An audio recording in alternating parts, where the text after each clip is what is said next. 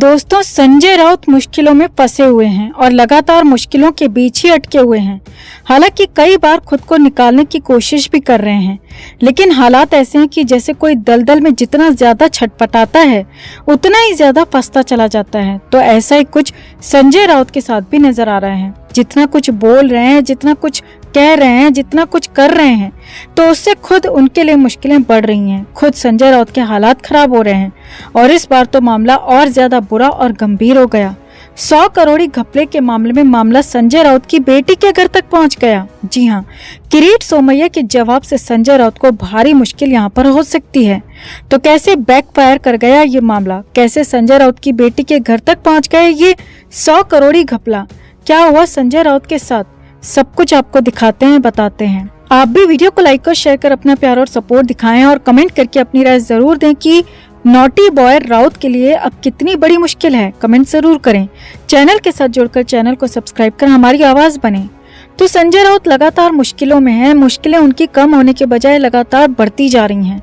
अब संजय राउत जब से जेल से बाहर आए हैं, कुछ न कुछ ऐसा कह रहे हैं, कुछ न कुछ ऐसा कर रहे हैं जिससे दूसरों के बजाय खुद उनकी मुश्किल बढ़ रही है, खुद की आफत बढ़ा रहे हैं।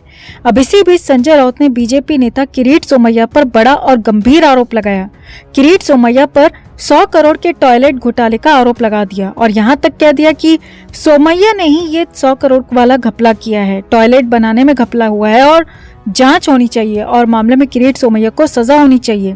अब इसके बाद तो बवाल मच गया, लेकिन बवाल इसीलिए नहीं मचा कि राउत ने आरोप लगाया, बल्कि बवाल इसीलिए मचा क्योंकि किरीट सोमैया ने जवाब दिया और जो जवाब था वो बहुत ज्यादा तीखा था, अंदरूनी था। राउत के घर तक पहुंच गया, राउत की बेटी के घर तक पहुंच गया। जी हाँ, बेहद ही ज्यादा गंभीर और तीखा जवाब यहाँ पर मिला और इसी से मामले में बवाल बढ़ गया। किरीट सोमैया ने जवाब दिया और कहा कि पहले तो मामला ही सिर्फ 15 करोड़ का था और वो काम 15 करोड़ का ही था, तो 100 करोड़ का मामला या 100 करोड़ का घोटाला हो कैसे गया, इसका जवाब संजय राउत दें। इसके बाद मामला संजय राउत की बेटी के घर तक पहुंचा दिया। जी हाँ, किरीट सोमैया ने बड़ा खुलासा किया, बड़ा दावा किया। किरीट सोमैया ने खुलासा करते हुए कहा कि संजय राउत की बेटी के ससुर ने ही उन्हें क्लीन चिट दी है क्योंकि वही इस मामले की जांच कर रहे थे। अब यहाँ पर बात हो रही है आईएएस अधिकारी राजेश नार्वेकर की। जी हाँ, किरीट सोमैया ने बताया कि संजय राउत की बेटी के ससुर राजेश नार्वेकर ही इस मामले की जांच कर रहे थे, वही इस मामले में आगे बढ़ रहे थे और हमने उनको कानूनी तौर पर जवाब भी दिया था और उसके बाद राजेश नार्वेकर ने ही उन्हें क्लीन चिट दी थी। अब यहाँ पर किरीट सोमैया ने बड़ी बात कह दी और कह दिया कि संजय राउत में अगर दम है तो अपनी बेटी के ससुर पर आरोप लगाएं, अपनी बेटी के ससुर राजेश नार्वेकर पर बिकाऊ होने का आरोप लगाएं और नार्वेकर पर झूठी रिपोर्ट देने का आरोप लगाएं और अपने समधी को गलत बताएं और अपने समधी की जांच को गलत बताएं और उन पर बिकाऊ होने का, पैसे लेने का आरोप लगाएं तो हम भी माने। अब आगे बढ़ने से पहले आपको बता दें कि संजय राउत की बेटी पूर्वांशी की शादी आईएएस अधिकारी राजेश नार्वेकर के बेटे मल्हार से हुई थी। राजेश नार्वेकर इससे पहले ठाणे के कलेक्टर भी रह चुके हैं, कई बड़े पदों पर वो रह चुके हैं, महाराष्ट्र में आईएएस अधिकारी भी वो रहे हैं। अब यहाँ पर मामला संजय राउत के लिए ही बैकफायर कर गया क्योंकि कहाँ तो संजय राउत किरीट सोमैया के बहाने बीजेपी सरकार पर आरोप लगाना चाह रहे थे, उनको घेरना चाह रहे थे और कहाँ तो खुद ही फंस गए, अपनी बेटी के घर तक मामले को पहुंचा दिया।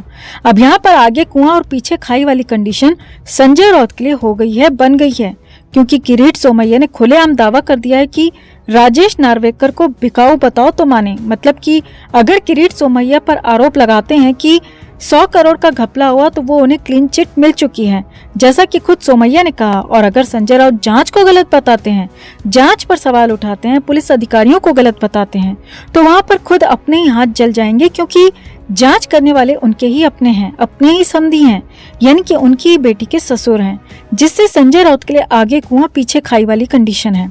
अब वहीं खबर ये भी है कि राउत को इस बात का अंदाजा ही नहीं था कि ऐसा भी कुछ हो सकता है और बीच में राजेश नार्वेकर भी आ सकते हैं और मामला ऐसे फंस सकता है, पेंच ऐसा भी आ सकता है। लेकिन अब तो जो हो गया है सो हो गया है और इसीलिए तो संजय राउत ने अब चुप्पी साध ली और मामले पर कुछ भी बोलने से इनकार कर दिया, सीधे सीधे जवाब देने से ही इनकार कर दिया।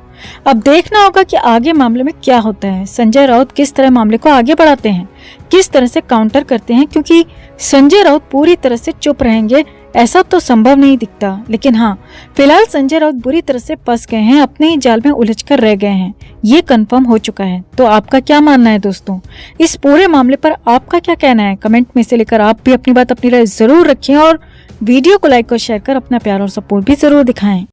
तो महाराष्ट्र विकास आघाड़ी ने शनिवार को यानी कि 17 दिसंबर को छत्रपति शिवाजी महाराज पर विवादित टिप्पणी को लेकर राज्यपाल भगत सिंह कोश्यारी और मुख्यमंत्री एकनाथ शिंदे के खिलाफ मुंबई में विरोध मार्च निकाला। इस विरोध मार्च में एमपीए के सभी सहयोगी दल शामिल रहे। राष्ट्रवादी कांग्रेस पार्टी और कांग्रेस ने खूब साथ दिया और शिंदे सरकार और राज्यपाल कोश्यारी के खिलाफ अन्याय को लेकर खूब हो हंगामा किया। इस प्रोटेस्ट में शिवसेना नेता उद्धव ठाकरे के साथ ही संजय राउत, एनसीपी चीफ शरद पवार, अजीत पवार, सुप्रिया सुले और कांग्रेस के अशोक चौहान जैसे प्रमुख विपक्षी नेताओं ने विरोध मार्च का नेतृत्व किया। इस विरोध मार्च में 2 लाख से ज्यादा एमपीए कार्यकर्ता शामिल हुए। ये प्रोटेस्ट दक्षिणी मुंबई में जेजे अस्पताल और छत्रपति शिवाजी महाराज टर्मिनल के बीच निकाला गया। इस प्रोटेस्ट में शामिल नेताओं ने छत्रपति शिवाजी महाराज और महात्मा ज्योतिबा फूले के अपमान को लेकर गुस्सा निकाला।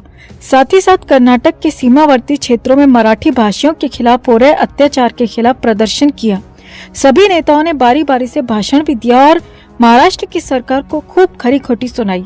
इस दौरान सबसे पहले मंच से शरद पवार ने कहा कि भगत सिंह कोश्यारी ने हमारे महापुरुषों पर ओछी टिप्पणी की है, उन्हें शर्म आनी चाहिए। ऐसे राज्यपाल को पद पर बने रहने का कोई अधिकार नहीं है, उन्हें तुरंत यहाँ से हटाया जाना चाहिए।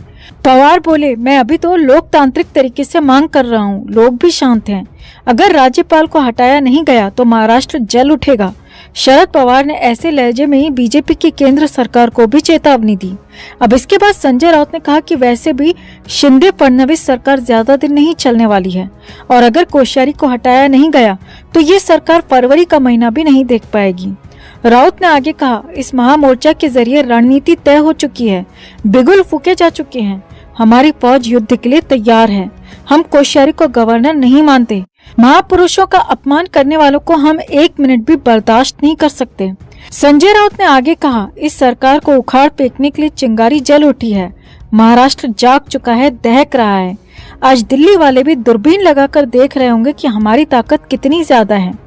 अब इसी बीच मंच से आखिर में उद्धव ठाकरे ने कहा, हमारे लिए मुंबई मातृभूमि है, लेकिन शिंदे और फडणवीस जैसे लोगों के लिए ये स्क्वायर फीट में नापी जाने वाली जमीन भर है। उद्धव ठाकरे ने राज्यपाल कोश्यारी, शिंदे, फडणवीस सरकार में मंत्री समेत बीजेपी नेता मंगल प्रभात लोढ़ा और शिंदे गुट के नेता संजय गायकवाड़ को कहा कि हम कोश्यारी को राज्यपाल नहीं मानते और लफंगों को शिवाजी महाराज का नाम लेने का अधिकार नहीं है। महाराष्ट्र को कैसे कंगाल करें, कैसे खत्म करें, ये कोशिशें जारी हैं। ऐसे नारे लगाओ कि दिल्ली वालों के कान के पर्दे फट जाएं। अब नेताओं के ऐसे भड़काऊ भाषण को सुनकर कार्यकर्ता भी आक्रामक हो गए। जो कार्यकर्ता शांतिपूर्वक विरोध करने निकले थे वो चिंगारी, आग, दहक जैसे शब्द सुनकर होश खो बैठे और विरोध मार्च काफी ज्यादा हंगामेदार हो गया। खबरों की माने तो 2 लाख शिवसेना कार्यकर्ता सड़कों और गलियों में हुड़दंग पर उतर आए और खूब हंगामा काटा, जिसे संभालना बेहद मुश्किल हो गया। इस हंगामे में सड़कें पूरी तरह जाम हो गईं, ट्रैफिक पूरी तरह फेल हो गया, हजारों लोग रास्तों में ही फंस गए और कई तो इमरजेंसी सेवाएं भी इस विरोध मार्च से बुरी तरह प्रभावित हो गईं।